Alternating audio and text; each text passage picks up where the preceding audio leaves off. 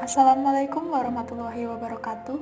Saya Lia Latifah dari Offering H20 PGSD Universitas Negeri Malang. Video ini dibuat untuk memenuhi proyek kewarganegaraan pada mata kuliah Pendidikan Kewarganegaraan. Pada kesempatan kali ini, saya akan membahas tentang pelanggaran HAM. Sebelumnya, saya akan menjelaskan apa itu hak asasi manusia dan pelanggaran hak asasi manusia. Menurut Undang-Undang Republik Indonesia Nomor 39 Tahun 1999 tentang hak asasi manusia, yang dimaksud dengan hak asasi manusia adalah seperangkat hak yang melekat pada hakikat dan keberadaan manusia sebagai makhluk Tuhan Yang Maha Esa dan merupakan anugerahnya yang wajib dihormati, dijunjung tinggi, dan dilindungi oleh negara, hukum, pemerintah, dan setiap orang demi kehormatan serta perlindungan harkat dan martabat manusia. Sedangkan pelanggaran hak asasi manusia adalah setiap perbuatan seseorang atau kelompok orang termasuk aparat negara, baik disengaja maupun tidak disengaja, atau kelalaian yang secara melawan hukum mengurangi, menghalangi, membatasi, dan atau mencabut hak asasi manusia seseorang atau kelompok orang yang dijamin oleh undang-undang ini dan tidak mendapatkan atau dikhawatirkan tidak akan memperoleh penyelesaian hukum yang adil dan benar berdasarkan mekanisme hukum yang berlaku. Ada dua jenis pelanggaran hak asasi manusia, yaitu pelanggaran ringan dan pelanggaran berat. Pelanggaran ringan ini dapat berupa melakukan pencemaran nama baik, melakukan pengancaman, melakukan kekerasan, dan lain sebagainya. Sedangkan menurut Undang-Undang Nomor 26 Tahun 2000 tentang Pengadilan HAM, pelanggaran berat dibedakan menjadi dua, yaitu kejahatan genosida dan kejahatan terhadap kemanusiaan. Selanjutnya, saya akan memaparkan salah satu contoh pelanggaran HAM di Indonesia yang baru saja terjadi, yaitu penembakan 6 laskar FPI oleh polisi. Artikel pertama bersumber dari Detik News dengan judul 9 hal terungkap dari rekonstruksi penembakan 6 laskar FPI di 4 lokasi. 9 hal tersebut antara lain adalah sebagai berikut. Yang pertama, 4 titik kontak tembak polisi versus FPI. Ada 4 titik yang menjadi lokasi rekonstruksi di wilayah Karawang, Jawa Barat. 4 titik rekonstruksi diantaranya 2 di dalam tol dan 2 di luar tol. 4 titiknya adalah LSI Karawang, Jembatan Badami, Rest Area kilometer 50, kilometer 51 plus 200. Kedua, kontak tembak polisi FPI di TKP 1. Laskar FPI melepaskan tembakan sebanyak 3 kali ke arah mobil polisi. Fakta ini terungkap saat tim dari Bareskrim dan Polda Metro Jaya melakukan rekonstruksi di dekat bundaran Hotel Novotel, Margakaya, Kabupaten Karawang, Jawa Barat. Avanza Silver pelaku menabrak sisi kanan mobil petugas, lalu Avanza milik pelaku tersebut melarikan diri. Mobil Chevrolet Spin pelaku kemudian menghadang mobil petugas. Sebanyak 4 pelaku turun. Sebanyak 2 pelaku melakukan penyerangan menggunakan senjata tajam. Keduanya memukul bagian kap mobil dan kaca. Bekas kerusakan pada mobil ditandai dengan warna kuning. Petugas memberikan tembakan peringatan ke atas. Dalam adegan tersebut, polisi turut memberikan teriakan peringatan. "Polisi, jangan bergerak," ulas penyidik. Ketiga, usaha polisi kejar FPI terhalang truk. Polisi terhalang truk saat berusaha mengejar mobil laskar FPI setelah sebelumnya terlihat baku tembak. Fakta ini terungkap saat tim dari Bareskrim dan Polda Metro Jaya melakukan rekonstruksi di Jembatan Badami, Margakaya, Kabupaten Karawang, Jawa Barat.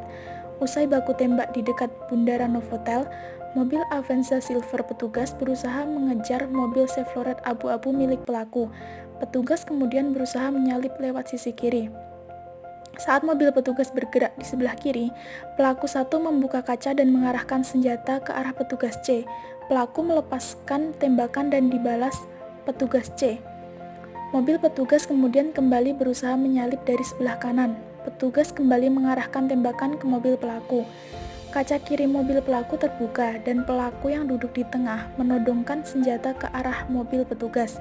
Penyidik lalu bergerak sekitar 200 meter dari lokasi di sebuah simpang. Mobil petugas terhalang truk yang hendak belok dan tidak bisa mengejar mobil pelaku yang mengarah ke GT Karawang, Jawa Barat. 4.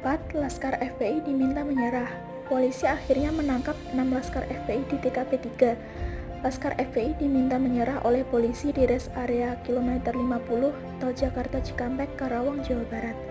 Fakta ini terungkap saat tim dari Bareskrim dan Polda Metro Jaya melakukan rekonstruksi di res area kilometer 50 dekat exit area. Rekonstruksi di TKP 3 berlangsung Senin 14 Desember 2020 sekitar pukul 02.20 waktu Indonesia Barat.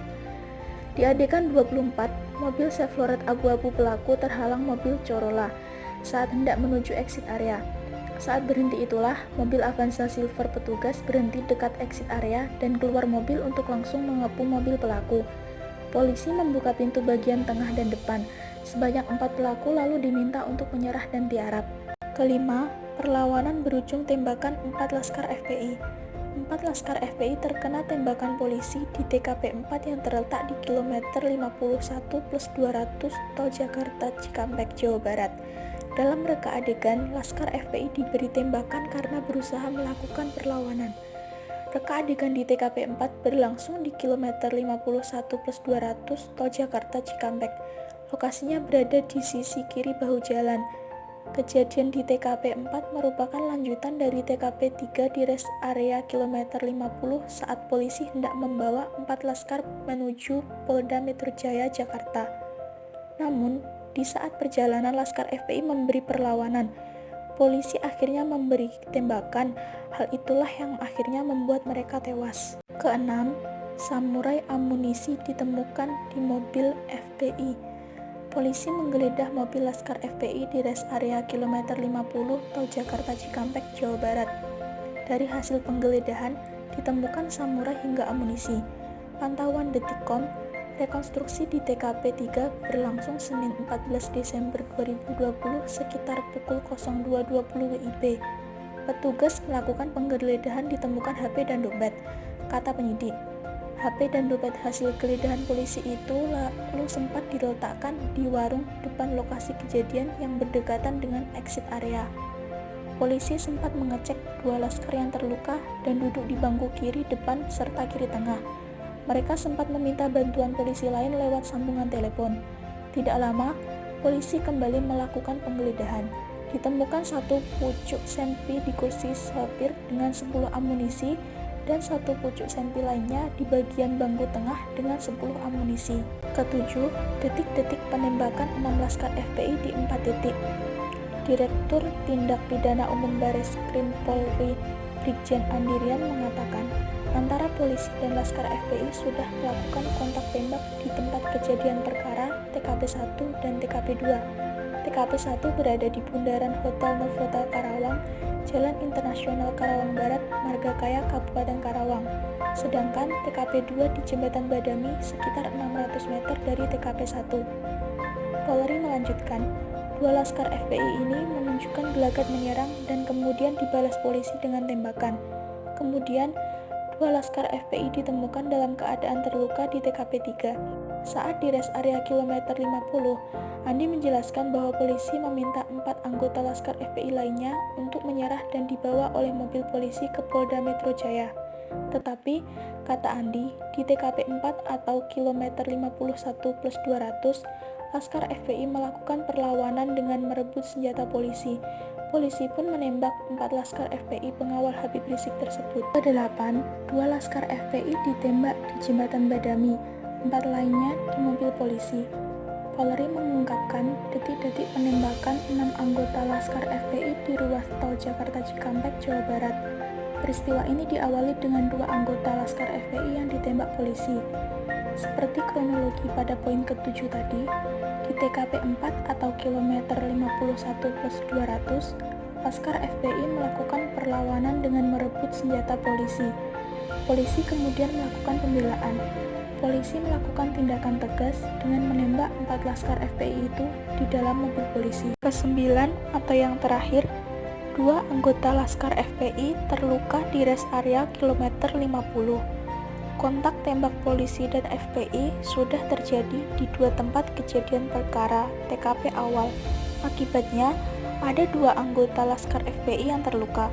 Namun, terlukanya 2 anggota Laskar FPI baru diketahui setelah polisi berhasil menghadang mobil yang ditumpangi mereka di rest area kilometer 50 Tol Jakarta Cikampek, Jawa Barat. Sebelum dihadang, menurut Dirtipidum Bareskrim Polri Brigjen Andirian, mobil yang ditumpangi Laskar FPI hendak keluar dari rest area.